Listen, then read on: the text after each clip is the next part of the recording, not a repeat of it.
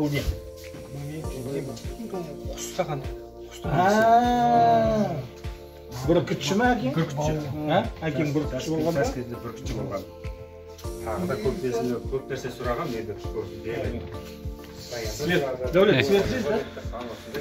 Әлкей Марғұлан қазақтың ғалымдарының атасы музейінде міне сол ауылға келіп тоқтадық. Сол мұражайдамыз.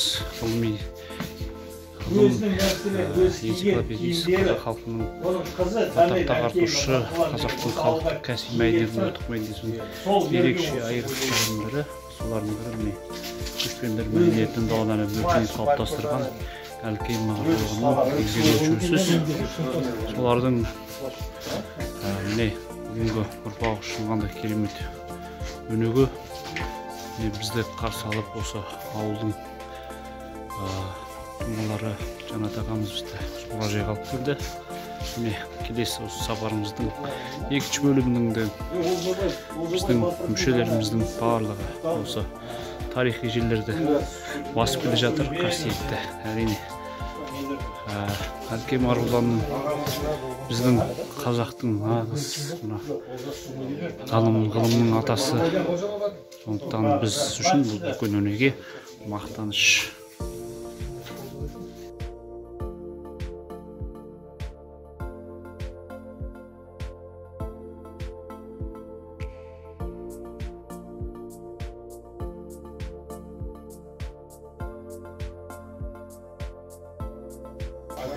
Әлкей Марғұланның сырт киімі тұр, сонымен қатар өзінің жол сөмкесі, онымен академик археологиялық сапарларға алып шыққан сөмкесі тұр. Сонымен қатар көп жылдар бойы жұмыс үстелінде сақталған үстел сағаты тұр екен, міне қарасаңыздар. Сонымен қатар Әлкей Марғұлан халық күйшісі Дина Нұрпейісін жақсы таныған екен. Сол кісінің аса жоғары бағалаған өнерінің біріне жазушы майдангер Мақсұт Төлебаевтың ескерткіші. Жалпы бұл қарап отырсақ, осы Әлкей Марғұланның ардақты, атақты даңқ шыққан адамдардың бірі. Не сол кісінің өзі ұстаған фотоаппараты қарап тұрсаңыздар, сол біздің сол уақыттағы міне қазақ жазушылары барлығына Әлкей Марғұланның 70 жасқа толғаны 90 жылдық мерейтойы атап өткен барлығы осы мұражайда сақталған. Сонымен қатар міне алдарыңызда сол өзінің өмірінің соңғы жылдары киген пальтосы тұр. Қайтыс болғаннан кейін жиені Төлеудің үйінде сақталған екен. Енді қарап отырсақ, бұл біздің ғалым қайда жүрсе де кең көлемді тарихшы, өнертанушы, сонымен қатар Орта Азия халықтарының тарихын зерттеуге арналған оқымысты. Бүгін біз сол қасиетті жерлердің бірі осы мұражайға келіп, біздің азаматтарымыз, жастарымыз, орта жастағы барлығы қандай біздің сапарымыздың осы есте қалар тарихи күнделігі, ең бастысы тәуелсіздігіміздің 30 жылдық аясында арналған бұл сапарымыз дүйім ел үшін өнеге жастар үшін өнеге. Тәуелсіздігіміздің 30 жылдық аясындағы сапарымыз әлі жалғасады. Ең бастысы әр шаңырақта бақыт, береке, қуаныш болсын. Сонымен қатар осы Марғұлан ауылының мектебіндеміз. Мына жерде өзіңгі мектеп мақтаныштары. Әр көздіктер қойылған екен шынында. Осы ауылдың, кішігірім ауылдың өзінде қаншама дарынды болашақ жастарымыз өсіп келе жатыр. Сондықтан осы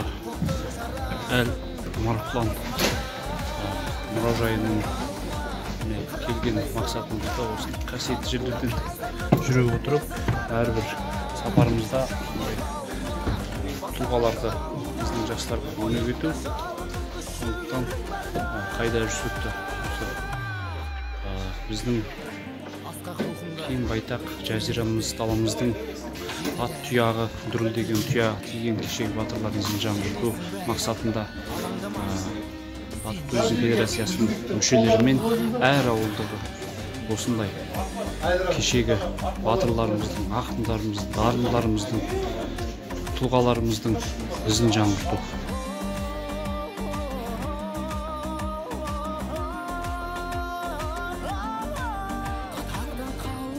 Сапарда жүрген азаматтарды әлки апамыздың аруағы жерлесін. Тамаша.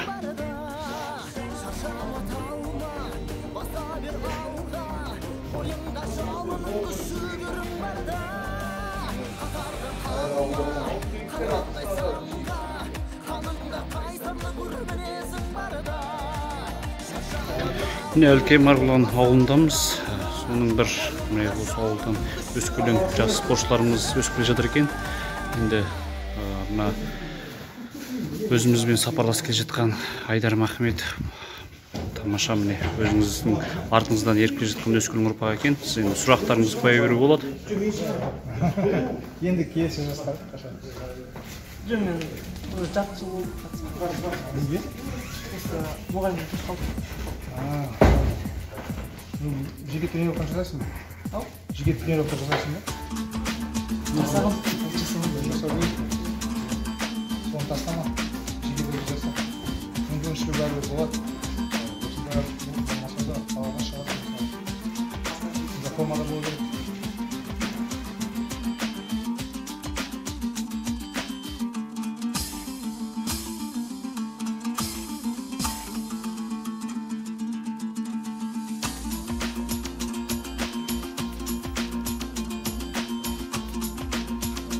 Берген қауым болсын.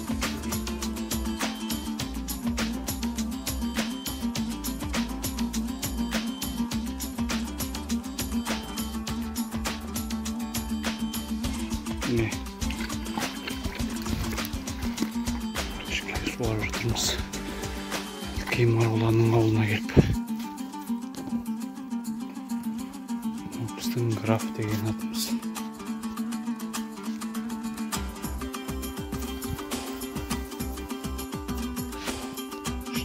Ертең ұзақ жол. Елордадан шығып, міне бүгін 3-ші күн Павлодар облысына келіп, Қарағандыда облысы, осы Ақмола облысы, Шығыс Қазақстан облысы, төрт облыс басып өтеміз. Елу шақырым жүріп келдік, бұйрат алып. Енді міне Олжабай Батыр ауылында болдық. Міне Әлкей Марғұлан ауылындамыз.